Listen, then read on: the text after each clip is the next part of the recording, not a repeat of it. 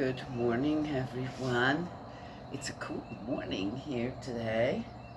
It's been raining, and then the sun comes out. It gets immediately humid, and it's the same here as it is up on our farm. The temperature changes in a day are interesting. So it's nice and cool right now, but it's going to be a sunny day, and the heat is starting here, definitely. The humidity is really high, which is fine. I don't mind. I have no problem with it.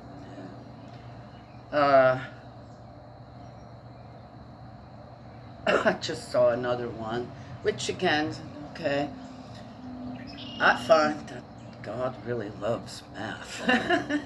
I do too. And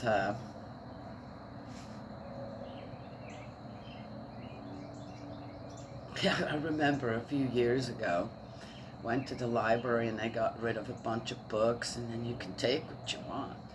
And there were some SATs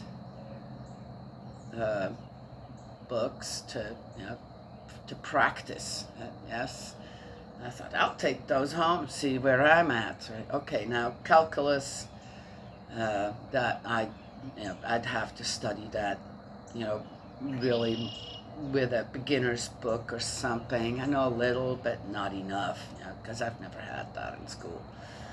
And we ended up, when we homeschooled our oldest one, the daughter I'm staying with here, we ended up signing her up with a charter school that he has like an hour and a half drive one way, but we only had to go there once a month, and they taught her calculus. I tried, I looked into it, and okay, that's over my head. As a parent, sometimes you're gonna have to admit when, right? Yeah. Need some help with that one. She did really well. Yeah, she did very well, regardless, right? Yeah. And, but I realized, oh, I'm pretty good. I could do a lot of this still, right? Yes, really got into it for a while. I didn't do the whole book. But I just saw another one. Okay, so how do people get all these different answers? What the heck are they being taught out there now, right? So it was another math problem. It's so simple. It's 2 times 1 plus 6 times 6 equals what? I went and I looked. A million answers, right? And surely everybody got what I did. And I go and look, and how people come up with 48, 84. Okay.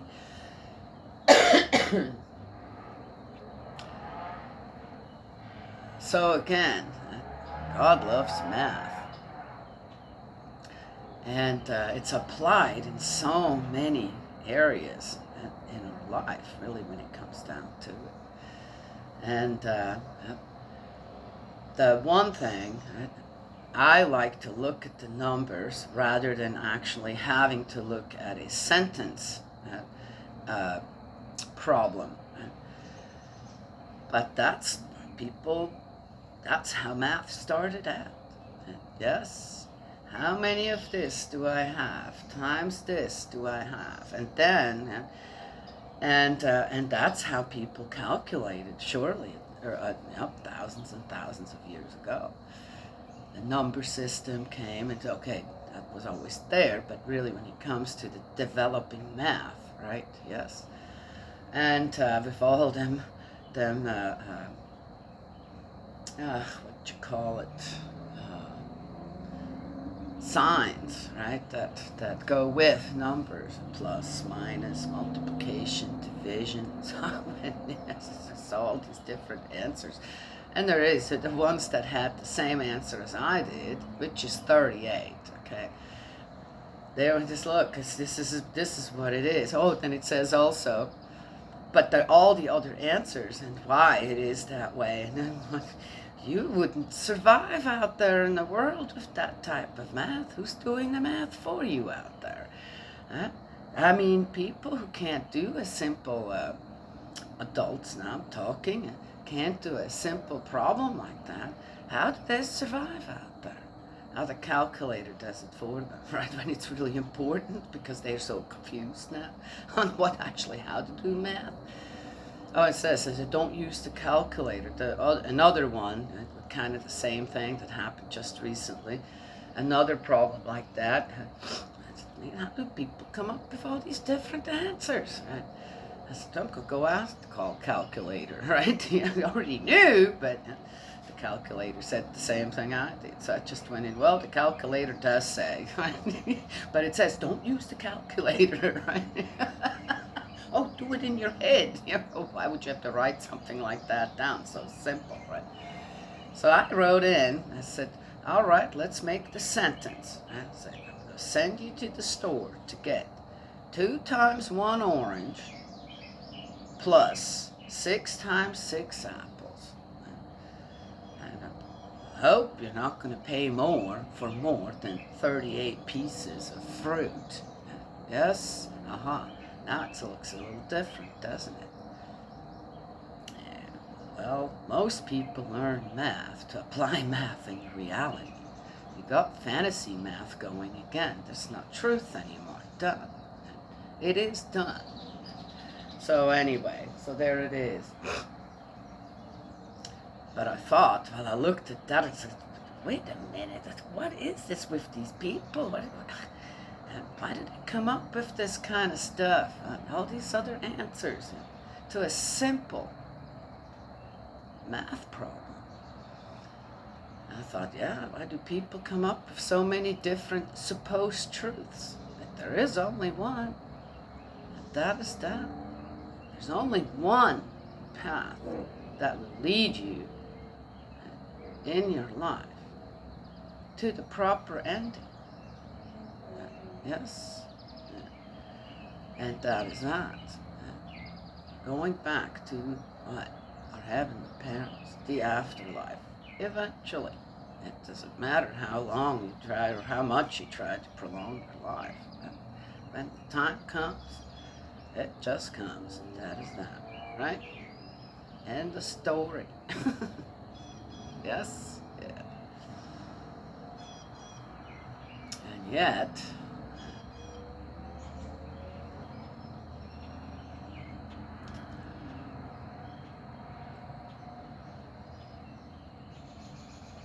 so many different ideas out there on what life should be like, what you should be allowed to do, not allowed to do. Yeah, okay.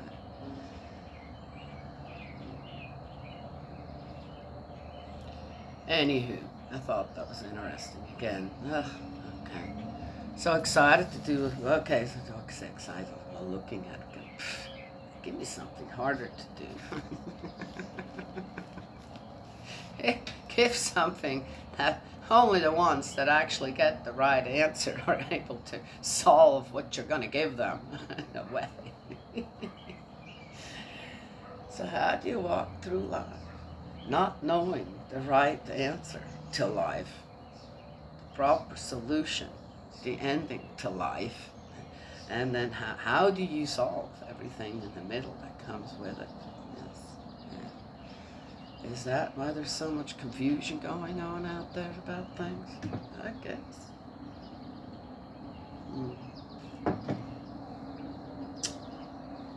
Anywho, let's get going here. Get stuck on math. Would be a good thing. Too. All right, we're in Joshua. Let's see how much more we got. Well, we don't have much. Oh, we got not much more to go here. This is the last super chapter here. Up to 24. Then we're done. Ooh, we're on 22, guys. 2 more. 3 more. The close of Joshua's career. Super chapter 3. Oh. The return of the eastern tribes. The question of their altar. Oh. What are they up to now? The Transjordian tribes are sent home. Joshua 22. Joshua then summoned the Reubenites, the Gadites, and the half-tribe of Manasseh, and said to them, You have observed everything that Moses, servant of Yahweh, ordered you, and whenever I have given you an order, you have listened to me. Okay. You have not deserted your brothers from long ago until today, keeping the observance of the commandment of Yahweh your God. Now that Yahweh your God has granted your brothers the rest that he promised them, go back to your tents, to the country belonging to you, which Moses, servant of Yahweh, gave you on the other side of the Jordan. But take great care to practice the commandments and the law which Moses, servant of Yahweh, has given you, to love Yahweh your God, always to follow his paths, to keep his commandments, to be loyal to him, and to serve him with all your heart and with all your soul. Okay. Now, I do remember on how that all went, and on how they wanted, hey, we like it over here, so can't we? So, wait a second. Are they really listening to Moses then and Joshua and God? I think God wanted them to all stay together. Now they're splitting up. And what's the concern of Joshua? What was I talking about, folks? Yeah. Joshua blessed them and sent them away, and they went home to their tents. To one half of the tribe of Manasseh, Moses had given a territory in Bashan. To the other half, Joshua gave another among their brothers on the west bank of the Jordan. As Joshua sent them home to their tents, he blessed them and said to them, You are going back to your tents with great wealth, with a great deal of livestock, with silver and gold, bronze and iron, and great quantities of clothing. Share the spoils of your enemies with your brothers. It's all stolen goods. Lots of blood on it. Yeah, well, again, I don't know. Here we go. I don't think that calculates properly. It shouldn't, good heart to mind, but alrighty then. An altar is built beside the Jordan. The Reubenites, the Gadites, and the half-tribe of Manasseh returned home, leaving the Israelites at Shiloh in Canaan, and made for Gilead, the territory which belonged to them as a result of Yahweh's order given through Moses. It wasn't an order, it was something they wanted. See, again, so how did this suddenly get turned around where, through the order of Moses, and of course Yahweh, now they were given that, so now you go on back home. But that's not true. They wanted it. They said, hey, we want this. The Israelites, all these three tribes said, we want the 2.5 tribes. We want that. We want that. Give us that. Well, okay, all right. As long as you're a part of everyone else until we're all settled, because it sounds like a lot of them were soldiers, right? The armies within the Israelites, the tribes had that kind of job. Then, okay. But that was again decided by whom? Was that really decided by Moses? Or specifically Yahweh, God? Was it? I think if we go back and read that again, we'd find no, they were unhappy about this and that, and they wanted this, and they wanted that, right? And that was that. But again, how is this written down? Really? Was this really? Right? They just made up their own solution. Added up and put in the proper names everywhere so it looks good. Right? Yeah. Always interesting to me. By the way, hi Aldrich, if you're watching. Finally found each other again on Facebook. Took a while, right? Yes? And seems like we both have been busy. Yes. Wonderful to hear how amazingly God has touched you to help other people. I love to hear that. Yes. So, yep. Now we can talk to each other again on Messenger, don't we? Wonderful. An altar is built beside the Jordan. The Reubenites, the Gadites, and the half-tribe of Manasseh returned home, leaving the Israelites at Shiloh in Canaan, and made for Gilead, the territory which belonged to them. Okay, wait a minute. Oh, yeah. to them as a result of Yahweh's order given through Moses. That's not true. When they came to the stone circle by the Jordan in Canaanite territory, the Reubenites, the Gadites, and the half-tribe of Manasseh built an altar there beside the Jordan, a large imposing altar. This came to the ears of the Israelites. Look, the word went round, the Reubenites, the Gadites, and the half-tribe of Manasseh have built this altar on the Canaanite side, near the stone circle by the Jordan on the Israelites' bank. At this news, the whole community of the Israelites mustered at Shiloh to march against them and make war on them.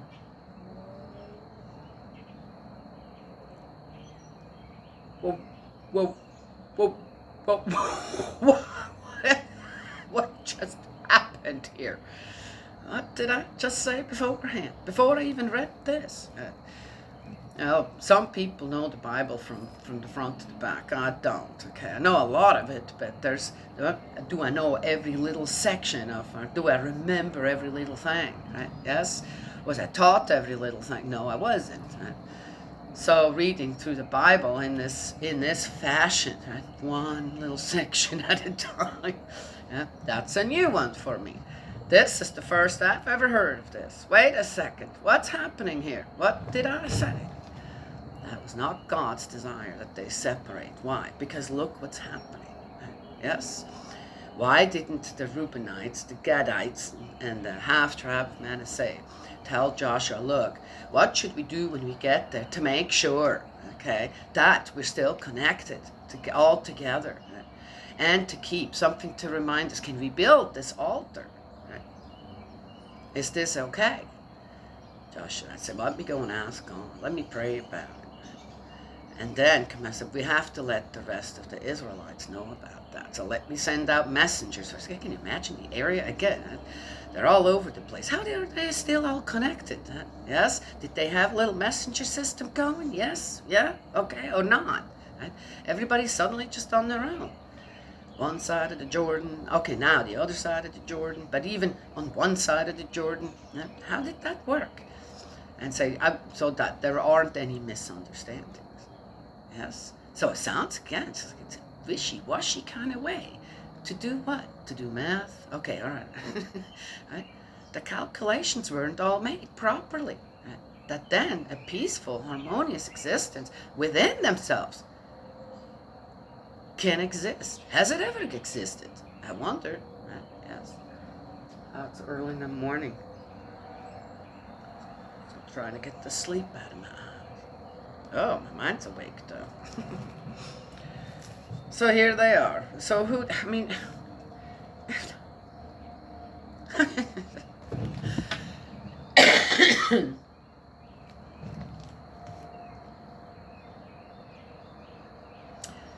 reproaches addressed to the eastern tribes. Oh. The Israelites sent the priest Phinehas, son of Eleazar, to the Reubenites, the Gadites, and the half-tribe of Manasseh and Gilead, and went with him 10 leading men, one man from a leading family from each of the tribes of Israel, each of them being head of his family in the clans of Israel. Having reached the Reubenites, the Gadites, and the half-tribe of Manasseh and Gilead, they said this, the whole community of Israel says as follows, what do you mean by this infidelity, which you have committed against the God of Israel, by now repudiating your allegiance to Yahweh, and by building yourselves an altar with the intention now of rebelling against Yahweh? Was the crime which we committed at Peor so slight, although we have not, what the heck went on there before? Managed to purify ourselves from that even now? Oh, what happened there? In spite of the plague which has ravaged the community of Yahweh. Oh, that you must now repudiate your allegiance to Yahweh. Oh, something happened, and of course, well, yeah, it sounds to me like that superstition went, superstition, there's another one, right? Went rampant among the Israelites. They built an altar. Well, what kind of altar was it? Yes, well, let's see if we find out. For since you are in rebellion against him today, tomorrow his anger will be aroused against the whole community of Israel. Fear of God. Is the country in which you have settled unclean? Then cross over into the country where Yahweh has settled, there where Yahweh's dwelling now stands, and settle among us. Yeah, wait a minute. But then according to what we just read beforehand on how Moses and Yahweh gave the Reubenites, the Gadites, and the half-tribe of Manasseh the other side of the Jordan, and that was, and now they're going there. Well, wait a second. What are we reading here now? Well, you should come back over to the other side. If you can't stay connected properly, then maybe this was a bad idea. Oh, whose idea was it? Aha. Obviously it wasn't Yahweh's. Obviously it wasn't Moses' either. It's coming out right here. If you guys don't hear that, it's coming out right now. Well, maybe you should be coming back over there. Because you are part of our people. We're all going to be paying the price for, right? Or so they think, because they done some other stuff that, oh, oops, what Peor? What happened there? I should go back. I can't remember if they even mentioned that. Yeah. So here they are, all worried. They go, and, yes. So wait a minute. Whose orders are they following? Whose desires are they following? Just their own. And again, the solution, they're going to decide. Again, with what? The proper calculations towards a solution? Or with false truths and, I don't know, superstition and I don't know what, carrying on their backs right to them, going, right? Yet. What we told just beforehand, this was all Moses said, yep, ordered, yep, Yahweh ordered, yes, the Israelites don't care. They don't care if they order. You better come back if you cannot. You see, this is a talk about confusion going on here. All right, let's keep reading. Is the country in which you have settled unclean? Then cross over into the country where Yahweh has settled, there where Yahweh's dwelling now stands, and settle among us. But do not rebel against Yahweh or involve us in your rebellion by building a rival altar to the altar of Yahweh our God. So who was the altar built for? It sounded to me like they were just building an altar to, following Joshua's guidance. Don't forget. Make sure that you remember, right? Obedience to God, right? And so what? So what? It doesn't say. When Achan, son of Sarah, was unfaithful to the curse of destruction, did not the retribution come down? What was that about? Can't remember. On the whole community of Israel, although he was only one man, did he not have to die for his crime? Okay. The Transjordian tribes justify their action. The Reubenites, the Gadites, and the half-tribe of Manasseh spoke in their turn and answered the heads of the clans of Israel. The God of gods, Yahweh, the God of gods, Yahweh well knows, and let Israel know it too, if there has been rebellion or infidelity to Yahweh on our part, may He refuse to save us today. May He refuse to save us today. And if we have built ourselves an altar with the intention of repudiating our allegiance to Yahweh and of presenting burnt offering and oblation, or of offering communion sacrifices on it, may Yahweh himself call us to account for it. The truth is, we have done this as a precaution. In the future, your descendants might say to ours, what connection do you have with Yahweh, God of Israel? There you go. Has not Yahweh set the frontier of the Jordan between us and you, you Reubenites and Gadites? You Reubenites and Gadites, there's a comma missing. You have no share in Yahweh. Thus, your descendants would be the cause of stopping ours from fearing Yahweh. So we said to each other, let us build this altar, not for burnt offerings or other sacrifices, but as a witness between us and you, and between our descendants after us, attesting that we too have the right to worship Yahweh. And the right. In his presence, with our burnt offerings, our victims, and our communion sacrifices. Interesting translation here.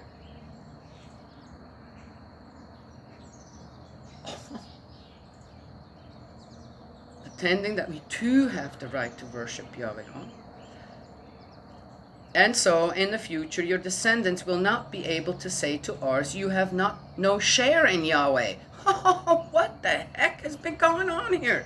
And we furthermore said, if ever it were to happen that they did say this either to us or to our descendants in the future, we should reply, look at the structure, Yahweh's altar made by our ancestors, not for burnt offerings or other sacrifices, but as a witness between us and you. Far be it from us to rebel against Yahweh, or now to repudiate our allegiance to Yahweh by building an altar for burnt offerings on oblations or sacrifices in rivalry with the altar of Yahweh, our God, that stands before his dwelling.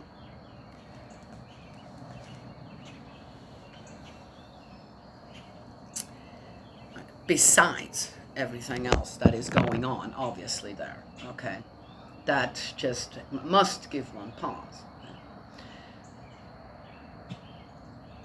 There is also the next part, because I already saw the overhead, so let's see how that goes. But it seems like, so right there, the differences on how one is understood and misunderstood in so many different areas. I could name, I don't know how many things here right now to say, wow, how united are the Israelites as a people? Yeah, so they were busy. They were busy until now.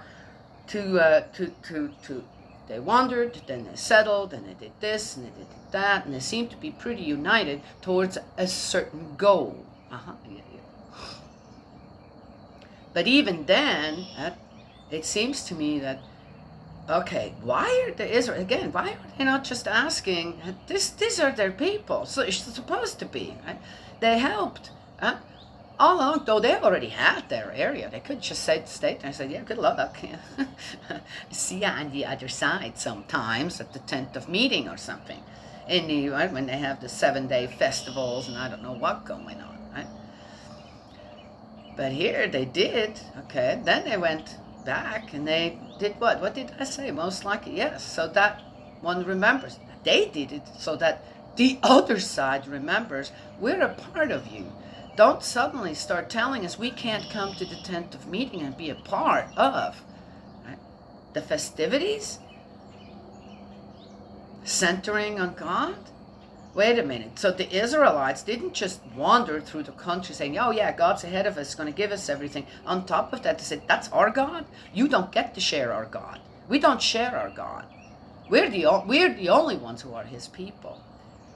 Yet they had slaves that were not Israelites.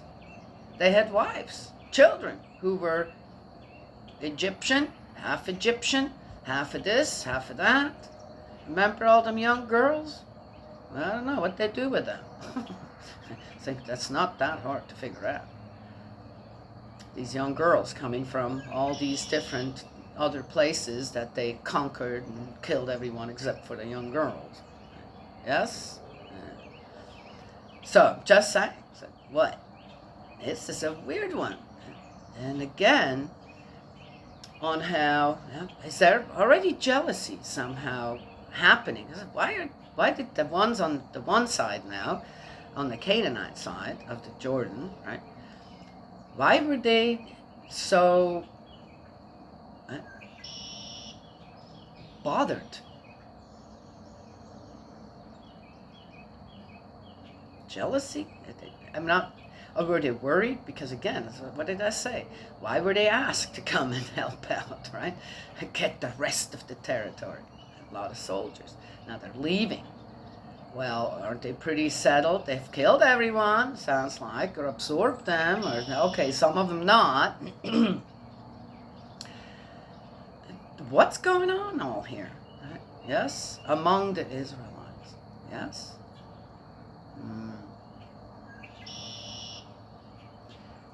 I find it often that it's easy to throw around a spirit you can't see, right? Yes, an entity that's out there. So, well, he did all this. Now I believe, but you can't see it, right? Yes, and then use that, because really, when it comes down to it, to how many people does God truly talk? and say, hey, stop. I'm going to have to tell you, don't represent me like that. That's not who I am. I am who I am. But that's not how many people represent God out there. Though they have a good heart to mind, they mean well. That's not God. They're not representing God properly. What's going on here? Here are, and again, so right away, the accusations there. Nobody has even talked to each other yet. As I said, the whole thing's kind of, where is the proper beginning of these tribes leaving to somewhere they sit? But they shouldn't be there. They shouldn't be there to begin with. They should be on the other side. Okay? That's what they wanted, though. That was their desire. Where is the proper steps for them to leave? For every one of the Israelites to know then, and while they get some, hey, we need something to keep us connected to the other side. And they didn't do it. As Joshua said, remember God's commandments. Remember, do not forget. Right? Yes? So Joshua, in many ways, you need to come back every so often and reconnect, right? Even though you're on the other side of the Jordan, you are a part of this people. So Joshua had this, and his heart to mind was in the right place when he gave these instructions. But then when it came to, okay, let's make sure we follow Joshua's direction, and that we remember, that our descendants remember, right? And what happened?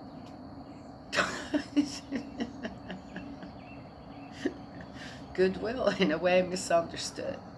But again, it's already a mess right, from the beginning. Because why? Because God's instructions really truly weren't followed. Well, what were they? If you read with me, if you have listened to the videos, you know why. Yes. Anyway, so, and immediately, instead of, yes, everybody came to their own conclusions, done, and went and accused. And here go the, hey, wait a minute, this is the reason we did this. Why did they not, hey, come and have tea, coffee, let's talk about the salt and what's going on here. Oh, that's why you're doing it. Cool, yeah, okay, all right. We're going to let everybody know.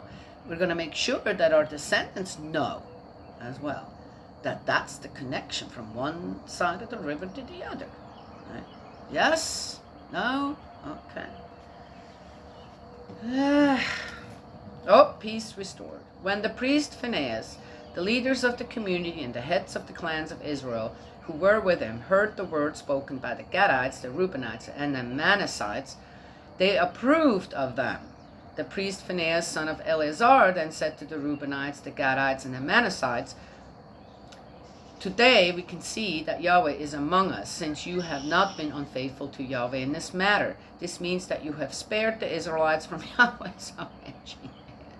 Okay. The priest Phinehas, son of Eleazar, and the leaders left the Reubenites and the Gadites and went back from Gilead to Canaan and the Israelites, to whom they reported the answer. Again, also, they weren't really worried about those three tribes. They're like, wait a minute, we're losing some people if this is the truth. No, they were just worried about themselves. Right? Yeah, what could God do? Okay. If. It's all about destruction. The Israelites were pleased to hear this. Oh, good. The Israelites gave thanks to God and spoke no more of marching against them to make war on them and to ravage the country inhabited by the Reubenites and the Gadites. The Reubenites and the Gadites called the altar because they said it will be a witness between us that Yahweh is God. The Reubenites and Gadites called the altar ... comma. It doesn't say. What was it called? They don't know. Oh. Oh, that's the end of 22. Okay, well, there you go. I had no idea. Dot, dot, dot. Mm.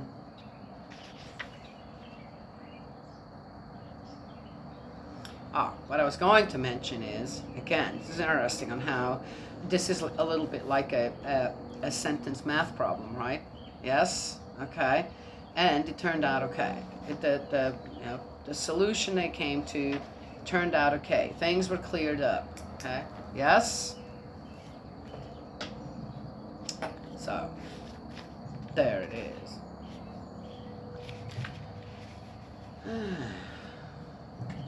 And they righted, things righted themselves again. We'll see for how long. But they were ready, without any kind of explanation. Nobody had talked to each other, whatever. They were ready to go to war against their own. Not because they love God so much and want to make sure. That was not it. That was not even it.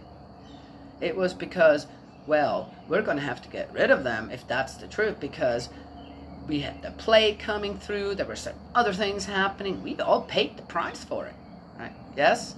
And of course, it was all, right, all the bad things happened because of whom? After that, to them.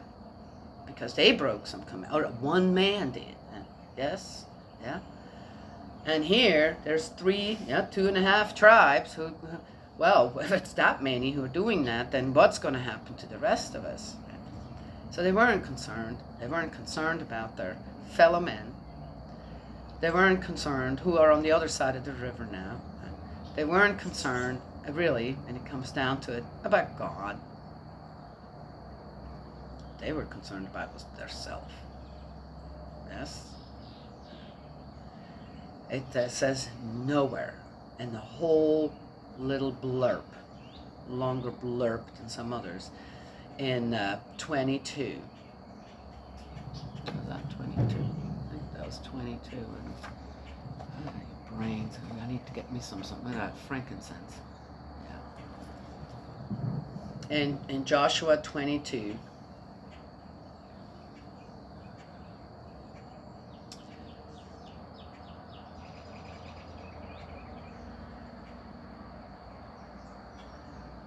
That they were concerned about their brothers and sisters in faith. What happened? Are we losing them to some other god or something? They just left. They just helped us out with everything, right? It wasn't. There was no concern for the Reubenites, the Gadites, and Manasseh. There wasn't. Not from what I'm reading. It's really sad.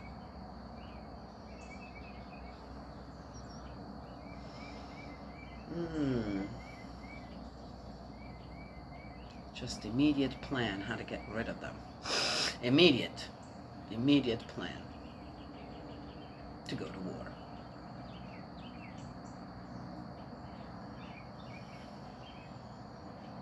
And they would have, probably, if it weren't for Joshua saying, wait, no, I talked to them before. They left. You can't tell me that within a few days of walking back to their tents, that I've already forgotten my instructions. My concern for them is to make sure you stick with God. Okay? Don't forget whose people you are. And so he sent out what? First, some people to go check out what's going on. But did they go with concern in their heart? No, they already went with the superstition, with the already all negative pre-thought story of what they're doing. Right? It doesn't say anywhere at all that they thought, well, let's go and find out first. Let's go see what is actually going on. Then when they explain it, oh, okay, now we get it. But with what kind of a mindset did they go there? Huh? That's backwards. Right there, that's backwards. Yes? Absolutely backwards. So, information. It is important to get the proper information first before you get all worked up, before people get all worked up about things, right? Yes. And then, okay, now we need to find a proper solution here, right? If there's some things going on, this or that, right? Yeah. Well, anyway, there it is. Oh, I could say a whole lot more to all that, but I'm not going to. So, theory. Things in theory are what they are. It's castle in the skies. Well, one comes up with an idea, a theory, something. Then you look and see, can you apply it? If you cannot apply it in reality, if you cannot apply things, your ideas, this that you have, then in your life appropriately, right, and it's working, then they're castle in the skies, fantasies, this and that, and well, they can happen too. Well, this didn't work out. One theory might lead to another theory, then to another theory, and suddenly, oh, this is working now, right? It's working now. Yeah? Fine-tuned, we call that, yes? I talked to a couple of poets in my life, good poets, and the one thing I found, I write one every once in a while, suddenly I have this poetic kind of, and oh wow, I'm going to write this down, and it just keeps going. I'm going, okay, that's probably not me writing, because I know I can't put words like this together properly. And I just go with it, and go, wow, this is really good. I really like this. Oh, anything that I've written down when it comes to, don't ask me what, I have no idea. I'd have to go and look and see if I can find it in one of my journals or somewhere. It came and it went. I may have shared it, I may not have. I don't know. Can't remember. Is it important? It's the exercise. It's the in a way, to organize your words and into a poetic kind of flow, or this or that, right? Yes, okay, all right. Is what's wonderful, beautiful about it. But I talked to a couple of poets who were, man, good poets. And I said, so how do you do that? Do you come up with something? Oh, sometimes it takes them to make a good poem, 2 years. They keep editing this. And I said, you do? And I was surprised to hear that. You keep editing. Yeah. Oh. Is it then still a true poem if you keep editing certain things, right? Out of something that really flowed from your heart to mind. You're able to put it on paper. Or then does it become the product of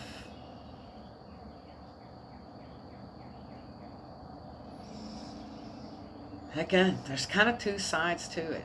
The raw product sometimes is much more beautiful, right, than the refined product. Right?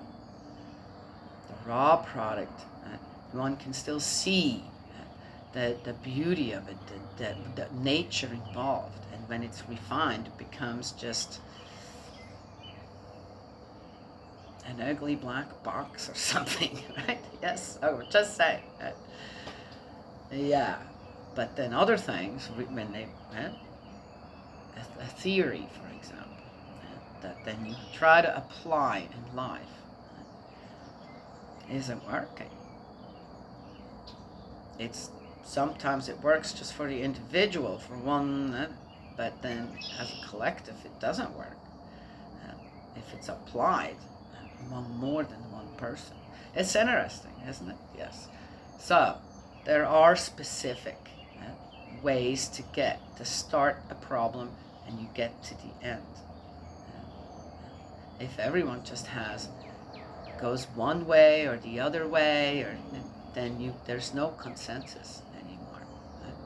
And one way to solve things like this, well, you go back to, that's God's math, people. That's why in math we have what? Sentence problems.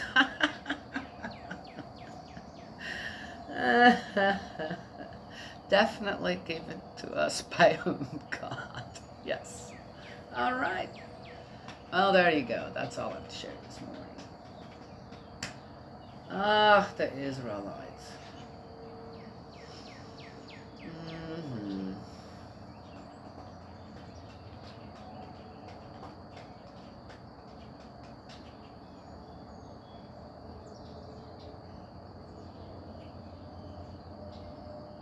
There it is. Oh, and it takes, we think that, oh, the way I'm reading it, it feels like, oh, this happened from one day to the next. There's probably weeks, maybe even months in between them finally going there and saying, hey, what are you doing? Right? Yes. So guess what? All that time in between, nobody knew, right? Nobody knew. Oh, well, I'm going to go right now. I'll be back in so many weeks, right? Or whatever, a few days, depending on how far apart they were. Right? It sounded like it was some distance. And we'll clear this up right away. No. Sounds like they had plenty of time to come up with all kinds of ways of how to explain it. Right? Yes. Right? Yep. And it doesn't turn out so well.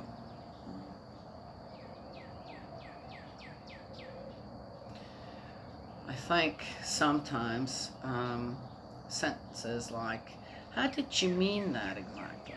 How should I understand that? Yeah. And where is this going? Are sentences that should be more a part of our vocabulary, right? Yes? That misunderstandings can be cleared up right away. Sometimes you won't get answers from people. That is that, right?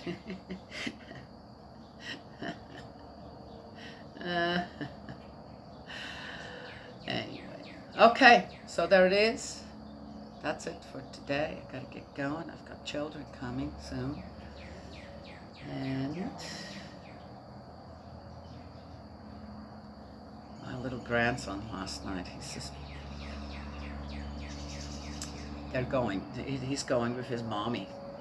The two of them go on a little vacation together. They're going to be gone for a few days. So he comes and says, now, Grozy, don't do anything fun while I'm gone.